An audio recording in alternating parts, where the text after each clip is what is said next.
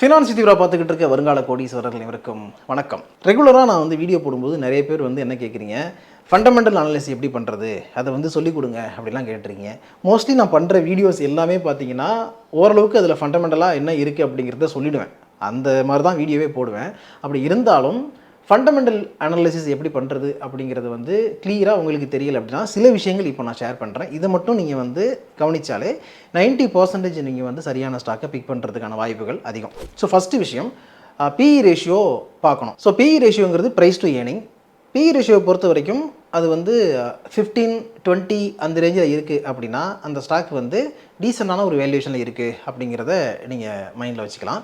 Plus industry BE என்ன இருக்குது அப்படிங்கிறத பாருங்கள். இண்டஸ்ட்ரி பிஇ ஸ்டாக்குடைய பி ரேஷியோ விட அதிகமாக இருக்கா கம்மியாக இருக்கா அப்படிங்கிறத பார்க்கணும். ரெண்டுமே ஆல்மோஸ்ட் ஈக்குவலாக இருக்குது அப்படின்னா இந்த ஸ்டாக் ஓவர் வேல்யூடாக இல்லை. இண்டஸ்ட்ரி என்ன ட்ரெண்டில் இருக்கோ அந்த இண்டஸ்ட்ரியில் இருக்கக்கூடிய மற்ற ஸ்டாக்ஸ் எல்லாம் எப்படி பெர்ஃபார்ம் பண்ணுதோ அதே மாதிரியான பெர்ஃபார்மன்ஸ் தான் இந்த ஸ்டாக்கும் கொடுத்துக்கிட்டு இருக்கு அப்படின்னு நீங்கள் எடுத்துக்கலாம். ஆனால் இதை மட்டுமே வச்சு நம்ம ஒரு ஸ்டாக்கை எவாலுவேட் பண்ணக்கூடாது, இன்னும் நிறைய இருக்குது. அடுத்து முக்கியமாக பார்க்க வேண்டியது என்னன்னு பார்த்தீங்கன்னா ROE, ரிட்டர்ன் ஆன் ஈக்விட்டி அப்படின்னு சொல்லுவாங்க. அதாவது எவ்வளோ ரிட்டனை ஒரு குறிப்பிட்ட காலத்தில் அந்த ஸ்டாக் ஜென்ரேட் பண்ணுது அப்படிங்கிறதான் ரிட்டர்ன் ஆன் ஈக்விட்டி. அதே மாதிரி return on capital employed, return on capital employed ROCன்னு சொல்லுவாங்க. ROCங்கிறது என்னன்னா எவ்வளோ கேபிட்டல் அந்த ஸ்டாக்கில் இருக்கோ அது எந்த அளவுக்கு சரியாக பயன்படுத்தப்படுது, சரியாக பயன்படுத்தி நமக்கு ரிட்டர்னை கொடுக்குது அப்படிங்கிறதும் ROC. ஸோ இது ரெண்டுமே 15க்கு கீழே இல்லாமல் பார்த்துக்கோங்க. 15க்கு மேலே இருக்கும்பொழுது அந்த ஸ்டாக் டீசெண்டான ஸ்டாக் அப்படின்னு எடுத்துக்கலாம். அதுக்கு மேலே எவ்வளோ அதிகமாக இருந்தாலும் பரவாயில்ல. அடுத்தது இந்த ரிட்டர்ன் ஆன் கேபிட்டல் எம்ப்ளாய்டு அதிகமாக இருக்கும்பொழுது இன்னொரு விஷயம் நீங்கள் கவனிக்க வேண்டியது என்னன்னா கடன் எவ்வளோ இருக்குது அப்படிங்கிறத பார்க்கணும். அந்த கடன் எவ்வளோ இருக்குது அப்படிங்கிறது நீங்கள் பேலன்ஸ் ஷீட் செக் பண்ணிங்கன்னா தெரியும். பேலன்ஸ் ஷீட்டில் எல்லாமே இருக்கும். ஈக்விட்டி கேபிட்டல் எவ்வளோ இருக்குது, டெட் எவ்வளோ இருக்குது, அந்த பாரோயிங்கில் long term and short term borrowing எவ்வளோ இருக்குது, லைபிலிட்டிஸ் எவ்வளோ இருக்குன்னு சொல்லிட்டு எல்லாத்தையுமே போட்டிருப்பாங்க. அது எல்லாத்தையும் டீட்டெயிலாக பாருங்கள்.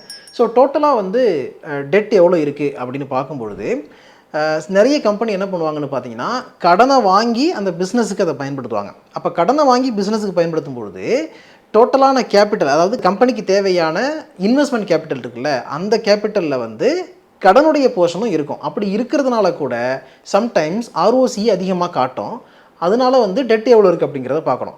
பிளைண்டாக போயிட்டு ROC அதிகமாக இருக்குது அப்போ இது நல்ல ஸ்டாக் தான் அப்படின்னு நம்ம நினச்சிடக்கூடாது. அந்த இடத்துல நீங்கள் டெட்டையும் செக் பண்ணணும். ஓகேவா? அடுத்தது இந்த டெட் ஈக்விட்டி ரேஷியோவை நீங்கள் பார்க்கும்பொழுது அதிகபட்சம் 2க்கு கீழே இருக்கா அப்படின்னு பாருங்கள். டெட் ஈக்விட்டி 2க்கு கீழே இருக்கிறது ஒரு கம்பெனிக்கு நல்லது. ஏன்னா கம்பெனியுடைய ஈக்விட்டி எவ்வளோ இருக்குது, அந்த ஈக்விட்டியால் சமாளிக்கிற அளவுக்கு கம்பெனியுடைய கடன் இருக்கா அப்படிங்கிறத காட்டுறது தான் இந்த dead equity ratio. Dead equity ratio 1க்கு கீழே இருக்குன்னா ரொம்ப ரொம்ப பெட்டர். 2க்கு கீழே இருக்குது அப்படின்னா ஓகே மேனேஜ் பண்ணலாங்கிற மாதிரி இருக்குன்னு அர்த்தம். 0.2, 0.1 அந்த மாதிரி இருக்குன்னா ரொம்ப ரொம்ப சூப்பர். அதாவது கடனே இல்லாத கம்பெனி அப்படின்னு அர்த்தம். ஆனால் எல்லா கம்பெனி இந்த மாதிரி இருக்குமானா இருக்காது. கேபிட்டல் இன்டென்சிவ் இண்டஸ்ட்ரி இருக்கக்கூடிய ஸ்டாக்ஸ் எல்லாம் இருக்குல்ல, இப்போ எக்ஸாம்பிள் சொல்லணும்னா L&T எடுத்துக்கலாம். அதுக்கப்புறம் டாடா ஸ்டீல், இந்த மாதிரி கம்பெனிலாம் நீங்கள் பார்த்தீங்கன்னா அவங்களுக்கு நிறைய பணம் தேவைப்படும். அந்த பணத்தை எல்லாத்தையுமே அவங்களே கையில் வச்சுக்கிட்டு போட்டுட்டு இருக்க மாட்டாங்க, கடன் வாங்கி இன்வெஸ்ட் பண்ணுவாங்க. ஏன்னா இப்போ L&T கம்பெனி ஒரு மெட்ரோ ட்ரெயின் ப்ராஜெக்ட் எடுக்கிறாங்க, ஒரு பெரிய ரோடு போடுறாங்கன்னா அந்த ரோடு போடுறதுக்கோ மெட்ரோ ட்ரெயின் ப்ராஜெக்டை கட்டி முடிக்கிறதுக்கோ அவங்களே எல்லா பணத்தையும் போட்டுட்டு இருக்க மாட்டாங்க, கடன் வாங்கி கூட பணத்தை போடுவாங்க. பட் இந்த ப்ராஜெக்ட் கம்ப்ளீட் பண்ணதுக்கு அப்புறம் தான் அவங்களுக்கு பேமெண்ட் கவர்மெண்ட்டிட்ட இருந்து வரும். அது வரைக்கும் அவங்க வெயிட் பண்ணணும். அப்போது 100 கோடி அவங்க இன்வெஸ்ட் பண்ணுறாங்கன்னா அதை ஒரு 3 வருஷம் கழிச்சோ 4 வருஷம் கழிச்சோ 300 கோடியாக கூட அவங்க ப்ராஃபிட்டாக பார்ப்பாங்க, அது வேறு. பட் இமீடியட்டாக அவங்ககிட்ட காசு இருக்குமானா இருக்காது, அவங்க கடன் வாங்கி போட்டிருப்பாங்க. அப்படி கடன் வாங்கி போடுறதுனால இந்த மாதிரியான கம்பெனிஸ்லாம் டெட் போர்ஷன் அதிகமாக தான் இருக்கும். ஓகேவா? அதையும் நீங்கள் மைண்டில் வச்சுக்கலாம். அடுத்தது ஷேர் ஹோல்டிங் பேட்டர்ன் பாருங்கள். ஷேர் ஹோல்டிங் பேட்டர்னை பொறுத்த வரைக்கும் ஒரு கம்பெனியுடைய ப்ரொமோட்டர் ஹோல்டிங் எவ்வளோ இருக்குங்கிறது முக்கியம். FIIs அண்ட் DIs எவ்வளோ இன்வெஸ்ட் பண்ணிருக்காங்க அப்படிங்கிறது முக்கியம். ப்ரொமோட்டர் ஹோல்டிங் 65% மேலே இருக்கணும். 70க்கு மேலே 75க்கு மேலெலாம் ப்ரொமோட்டர் ஹோல்டிங் இருக்குன்னா அது ரொம்ப ரொம்ப நல்ல விஷயம் தான். ஏன்னா ஒரு கம்பெனியில் 75% ஒரு ப்ரொமோட்டர் ஹோல்டிங் இருக்குது அப்படின்னா அந்த கம்பெனியுடைய ப்ராஃபிட்டில் 75% அந்த ப்ரொமோட்டருக்கு போகுது. அப்போ எக்காரணத்தை கொண்டும் அந்த கம்பெனியை விட்டு அந்த ப்ரொமோட்டர் போக மாட்டார், அந்த கம்பெனி ரொம்ப நல்லா தான் பார்த்துக்க போகிறாரு, கம்பெனியில் கவனமாக இருக்க போகிறார். அதனால அந்த கம்பெனியில் நம்ம இன்வெஸ்ட் பண்ணலாம், நம்பி இன்வெஸ்ட் பண்ணலாம். அடுத்தது FIS, ஃபாரின் இன்ஸ்டிடியூஷனல் இன்வெஸ்டர்ஸ். நாம் ஒரு ஸ்டாக்கையோ 2 ஸ்டாக்கையோ இல்லை ஒரு 5000, 10,000, 1 லட்சமோ போடுறதுக்கு எந்த அளவுக்கு யோசிப்போம் அப்படிங்கிறது நமக்கு தெரியும். அப்போ நிறைய பேருடைய அசட்டை மேனேஜ் பண்ணக்கூடிய அசட் மேனேஜ்மெண்ட் கம்பெனிஸாக இருக்கிறவங்க தான் ஃபாரின் இன்ஸ்டிடியூஷனல் இன்வெஸ்டர்ஸ். இப்போ எப்படி ICICI கம்பெனி இருக்குது, ICICI ப்ருடென்ஷியல்ஸ் இருக்குது அப்படின்னா அவங்க இன்வெஸ்ட் பண்ணுவாங்க. இப்போ மோத்திலால் ஓஸ்வால் அப்படிங்கிற ஒரு கம்பெனி இருக்குன்னா இந்த கம்பெனி போயிட்டு மியூச்சுவல் ஃபண்டில் இருக்கக்கூடிய பணத்தையெல்லாம் போய் வேறு ஒரு ஸ்டாக்கில் இன்வெஸ்ட் பண்ணுவாங்கல்ல, அவங்களாம் பார்த்து பார்த்தா இன்வெஸ்ட் பண்ணாங்க. அந்த மாதிரி ஃபாரினில் இருக்கிற எஃப்ஐஎஸ் வந்து இந்தியாவில் இன்வெஸ்ட் பண்ணுறாங்க அப்படின்னா எவ்வளோ கவனமாக பார்ப்பாங்க. அதனால் ஒரு ஸ்டாக்கில் எந்த அளவுக்கு எஃப்ஐஎஸோட இன்வெஸ்ட்மெண்ட் இருக்குது, கண்டினியூஸாக அவங்க எப்படி அதை மெயின்டைன் பண்ணுறாங்க, இடையில விற்றுட்டு போகிறாங்களா இல்லையா, இதையெல்லாம் கவனிக்கணும். அதே மாதிரி இதே விஷயம் வந்து டிஐஎஸ்க்கும் அப்ளை ஆகும். டிஐஎஸ்ங்கிறது டொமஸ்டிக் இன்ஸ்டிடியூஷனல் இன்வெஸ்டர்ஸ். இப்போ இந்தியாவில் இருக்கிற மியூச்சுவல் ஃபண்ட் ஹவுசஸ் எல்லாம் இருக்குல்ல, அவங்க எல்லாருமே இதுக்குள்ளே வருவாங்க. ஸோ அவங்களுடைய இன்வெஸ்ட்மெண்ட் எப்படி இருக்குது, அந்த ஜேர்னி எப்படி இருக்குது அப்படிங்கிறத நீங்கள் வந்து ட்ராக் பண்ணணும். அடுத்த முக்கியமான விஷயம், ஒரு ஸ்டாக்குடைய ஃபேஸ் வேல்யூ, முக மதிப்பு அப்படின்னு சொல்கிறது. இந்த ஃபேஸ் வேல்யூ வந்து ஒரு ஸ்டாக்கை வந்து இன்றைக்கி வாங்கி அடுத்த ஒரு 5 வருஷத்துக்கோ 10 வருஷத்துக்கோ ஹோல்ட் பண்ண போகிறீங்க, ரொம்ப நாளைக்கு நல்ல ரிட்டர்னை கொடுக்கக்கூடிய ஒரு அசட்டாக அந்த ஸ்டாக் இருக்கணும் அப்படின்னு நினச்சிங்கன்னா ஃபேஸ் வேல்யூ 10 இருக்கா அப்படின்னு பார்த்து வாங்க. 10 இருக்கக்கூடிய ஸ்டாக்கில் என்ன நடக்கும்னு பார்த்தீங்கன்னா, அடுத்தடுத்து வந்து இந்த ஸ்டாக்கை வந்து ஸ்ப்ளிட் கொடுப்பாங்க, போனஸ் ஆக்டிவிட்டிலாம் இருக்கும். அப்படி இருக்கிறதுனால நீங்கள் ஒரு ஸ்டாக் வாங்கியிருப்பீங்க, அது வந்து ஒரு 3 வருஷம் 4 வருஷம் கழித்து 5 ஸ்டாக்காக மாறும். அந்த 5 ஸ்டாக்கு திருப்பி உங்களுக்கு வந்து இன்னொரு 10 ஸ்டாக்காக மாறும். அந்த மாதிரிலாம் இருக்கும். ஏன்னா ஸ்ப்ளிட்டு கொடுக்கும்போது அந்த மாதிரிலாம் நடக்கும். பட் ஸ்ப்ளிட்டு கொடுக்கும்போது இமிடியேட்டாக ஸ்டாக்குடைய ப்ரைஸ் வந்து ஏறாது. இன்றைக்கி 100 ரூபா இருக்கிற ஸ்டாக்கை வந்து 5ஆக பிரிக்கிறாங்க அப்படின்னா 20 ரூபாயா ஸ்டாக்குடைய ப்ரைஸ் குறைஞ்சி போயிடும். பட் ஏன் ஸ்ப்ளிட்டு கொடுக்குறாங்கன்னா, 100 ரூபா அப்படின்னு அந்த ஸ்டாக்குடைய ப்ரைஸ் இருக்கும்பொழுது நிறைய பேர் அதில் பார்ட்டிசிபேட் பண்ண முடியல, நிறைய ஸ்மால் இன்வெஸ்டர்ஸால் வாங்க முடியல. ஸோ ப்ரைஸை கம்மி பண்ணோம்னா நிறைய பேர் உள்ளே வருவாங்க, அவங்களுடைய பணத்தை போடுவாங்க. அப்படிங்கிறதுனால தான் இந்த ஸ்ப்ளிட்டுங்கிற கான்செப்டே ஒர்க் ஆகுது. அப்போ இன்றைக்கி வந்து 100 ரூபா இருக்கிற ஸ்டாக்கை ஸ்ப்ளிட்டு கொடுத்து 20 ரூபாயா கம்மி பண்ணுறாங்க அப்படின்னா, அந்த ஸ்டாக்கை வந்து வருங்காலங்களில் நிறைய பேர் பிட் பண்ணும்போது அதே 20 ரூபாயில் இருக்கிறது அகைன் 100 ரூபா போகிறதுக்கும் வாய்ப்பு இருக்குது. ஆனால் இதுக்கு வந்து நீங்கள் இமிடியேட்டாக இதை பண்ண முடியாது, லாங் டேர்முக்கு வெயிட் பண்ணணும். அடுத்த முக்கியமான விஷயம் என்னென்னா, ஒரு ஸ்டாக்குடைய ஈக்விட்டி கேபிட்டல் என்ன இருக்குது, அந்த ஸ்டாக்குடைய ப்ராஃபிட் எவ்வளோ இருக்குது அப்படிங்கிறத பாருங்கள். இது ரெண்டுக்கும் வந்து ஒரு லிங்க் இருக்குது. அதாவது ஸ்டாக்குடைய ஈக்விட்டி கேபிட்டல் 100 கோடியாக இருக்குது, அந்த ஸ்டாக்குடைய ப்ராஃபிட் வந்து 500 கோடியாக இருக்குது அப்படின்னா அந்த ஸ்டாக்கு மல்டிபேக்கர் ஆகிறதுக்கான வாய்ப்புகள் நிறைய இருக்குது. இதுக்கு முன்னாடி நிறைய கம்பெனிஸில் இந்த மாதிரி நடந்திருக்கு. ஸோ இதை ஒரு இண்டிகேட்டராக நீங்கள் பார்க்கலாம். அடுத்து இன்னொரு விஷயம், ரொம்ப ரொம்ப முக்கியமான விஷயம் வந்து கம்பெனியுடைய ரிசர்வ்ஸ் எவ்வளோ இருக்குது. இப்போ நார்மலாக நம்ம வந்து ஒருத்தர் யாரை பணக்காரரை சொல்லுவோம், கார் வச்சிருக்காரு, பங்களா வச்சிருக்காரு அப்படிங்கிறதுனால அவர் வந்து நம்ம பணக்காரர்னு சொல்ல முடியாது. ஏன்னா அவர் அதை லோன் போட்டு கூட வாங்கியிருக்கலாம். ஆனால் இது எல்லாத்தையும் தாண்டி காரு பங்களாவெலாம் வச்சுருந்து வீட்டில் நிறைய பணத்தை வச்சுருக்காரு, எப்போ வேணாலும் அவர் வந்து செலவு பண்ணுறதுக்கு ரெடியாக இருக்கார், யார் கேட்டாலும் கொடுக்குறதுக்கு பணத்தை வந்து கட்டுக்கட்டாக வச்சுருக்காரு, அவருடைய அக்கௌண்ட்டில் நிறைய பணம் வச்சுருக்காரு அப்படின்னா அவர் தான் உண்மையான பணக்காரர். அதே விஷயம் தான் ஒரு கம்பெனிக்கும் அப்ளை ஆகுது. ஒரு கம்பெனி எவ்வளோ லாபம் பார்க்குறாங்க, என்ன பிஸ்னஸ் பண்ணுறாங்க அப்படிங்கிறதெல்லாம் தாண்டி அந்த கம்பெனி எவ்வளோ பணத்தை கேஷ் ரிசர்வ்ஸாக வச்சுருக்கிறாங்க அப்படிங்கிறது ரொம்ப முக்கியம். அந்த மாதிரி ரிசர்வ்ஸ் அதிகமாக வச்சுருக்கிற கம்பெனி என்ன பண்ணுவாங்கன்னா, அதிகமாக டிவிடெண்ட் கொடுக்கறதுக்கு பார்ப்பாங்க, டிவிடெண்ட் கொடுத்து இன்வெஸ்டர்ஸை இன்னும் நம்ம கவர்ந்து இழுக்கணும் அப்படின்னு பார்ப்பாங்க. இதெல்லாம் நடக்கும்.